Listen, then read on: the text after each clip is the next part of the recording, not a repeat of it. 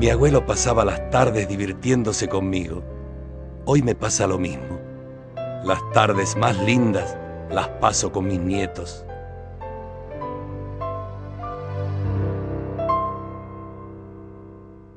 NCN, Noticias del Congreso Nacional, para que el ciudadano tenga el control. Hoy precisamente se trató el 82% móvil en diputados y en la semana que viene, bueno, va a seguir el tratamiento en la Cámara. ¿Usted cree que si llega a senadores y se obtiene la aprobación, esto será vetado por la presidenta? Tengo la impresión que sí, que va a ser vetado. Lo que pasa es que gobernar es fijar prioridades. Recién le comentaba a sus colegas que a mí me tocó también la circunstancia de priorizar. Cuando asumí que no había un peso, tuve que hacer un decreto ordenándole a la tesorería que lo primero que se pagaba eran los jubilados en Argentina.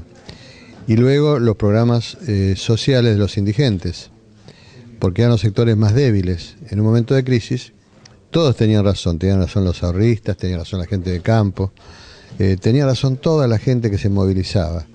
La suma de esas razones era el momento económico que vivíamos, que era una depresión económica. Y había que fijar prioridades. Hoy también hay que fijar prioridades. Si las prioridades son los sectores débiles, hay que ocuparse de los jubilados y de los chicos, de los niños. Está aumentando la mortalidad infantil en la Argentina y eso es increíble que suceda después de tantos años de crecimiento. ¿Usted está de acuerdo con la asignación familiar por hijo? Exactamente. Lo que no estaba de acuerdo era el gobierno, que la aplicó hace 5 meses, cuando yo la apliqué a los 3 meses de asumir la presidencia, y llegamos a tener 2.400.000 familias. Eso significaban 11 millones de chicos. Y bueno, pero después lo dejaron, le mutilaron el programa y se fue perdiendo. Distinto la actitud que tuvo Lula en Brasil. El plan era el mismo, con distinto nombre. Era la Bolsa Familia del presidente Cardoso de Brasil. ¿Qué hizo Lula? La continuó y la mejoró. Claro, la mejoró. ¿Qué hizo el gobierno actual? Mutiló los programas, los abandonó porque no había sido iniciativa de ellos. Y pasaron 6 años olvidándose del tema. Y ahora se sorprenden porque, puesto esto que le reclamábamos todos, hubo un 15% más de chicos que quieren ir a estudiar. En su opinión, ¿cree que se puede pagar el 82% móvil en este momento? Según Fernández, según la presidenta y algunos funcionarios más, dicen que esto llevaría a la quiebra al gobierno. Bueno, sí, decían lo mismo con este plan universal por la niñez. Yo recuerdo a la presidenta en sus consabidas charlas y clases que nos da casi todos los días por televisión, decir hace 8 meses que los que proponían esta plan para los niños, estas universales, era porque querían desfinanciar a la Argentina, porque eran irresponsables, y 6 meses después o 7 meses después lo aprueba. Es un tema, como antes dije, de prioridades.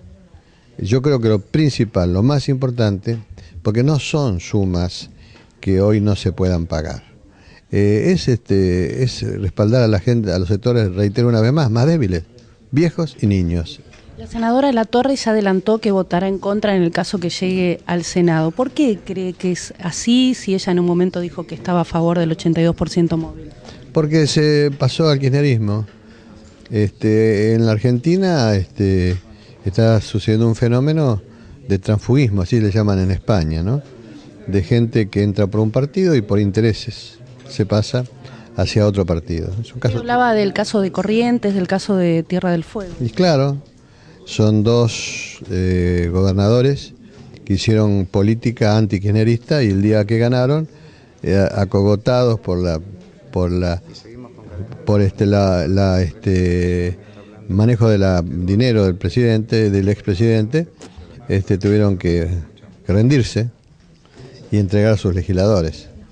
Eso es peor que lo que pasó en la época de la Rúa, cuando todavía no se sabe bien si se compraron o sobornaron gente. Acá se hace a la luz pública y si un día nos descuidamos lo van a hacer en cadena. ¿Usted cree que por eso se habla de la sospecha sobre los senadores? Y lógico, ya no es sospecha. Si un senador que gana una elección haciendo política en contra del kirchnerismo, a la semana viene y sale Olivo sonriente diciendo que se ha pasado al kirchnerismo, evidentemente ha sido convencido con dinero, con dinero para su provincia, no pienso que sea dinero para su bolsillo.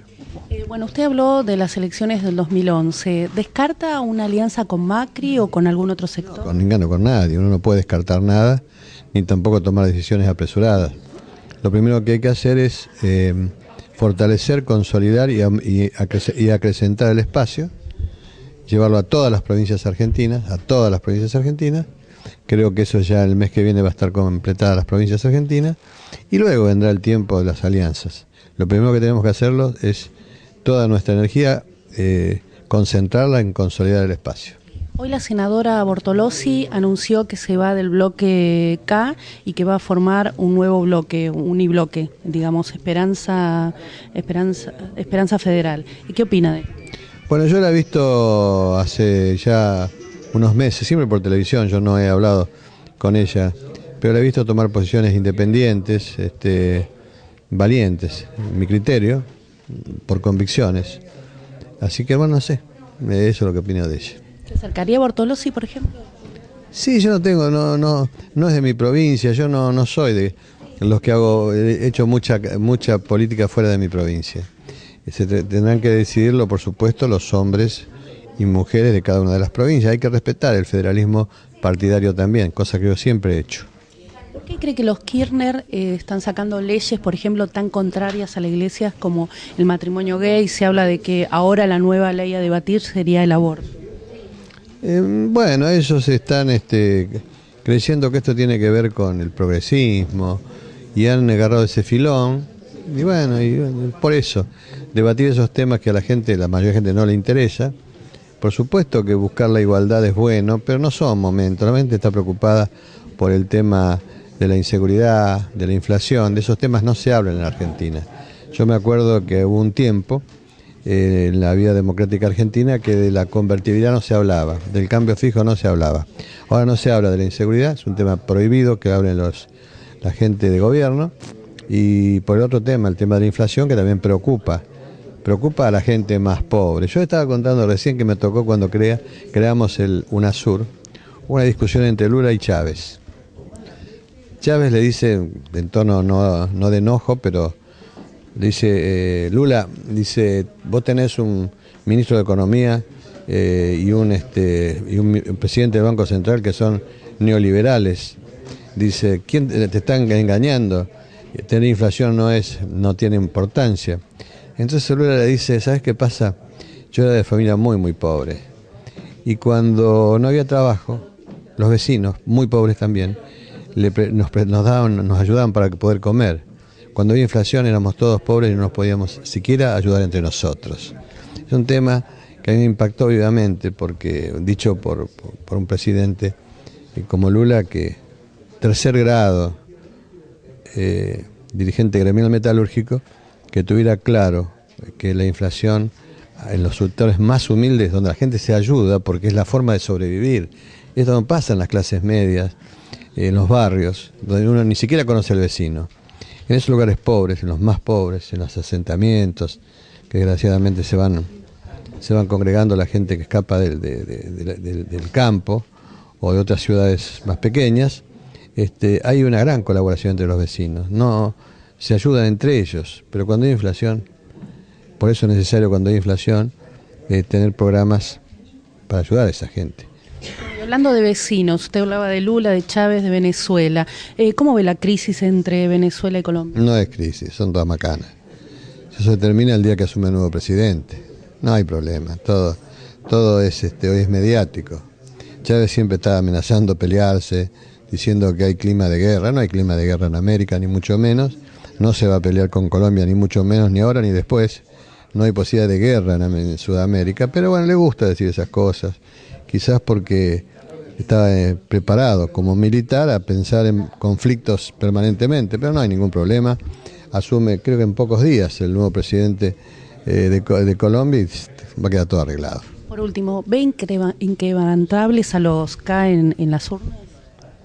No tiene ninguna posibilidad, la más mínima, porque en un país que tiene segunda vuelta, ellos le va a pasar como Menem, van a ir a la primera y se van a dar cuenta que después la enorme mayoría del pueblo no está de acuerdo de la manera en que se gobierna. ¿Cree que la gente no los va a respaldar entonces? No, por supuesto que no. RCN, Noticias del Congreso Nacional, para que el ciudadano tenga el control.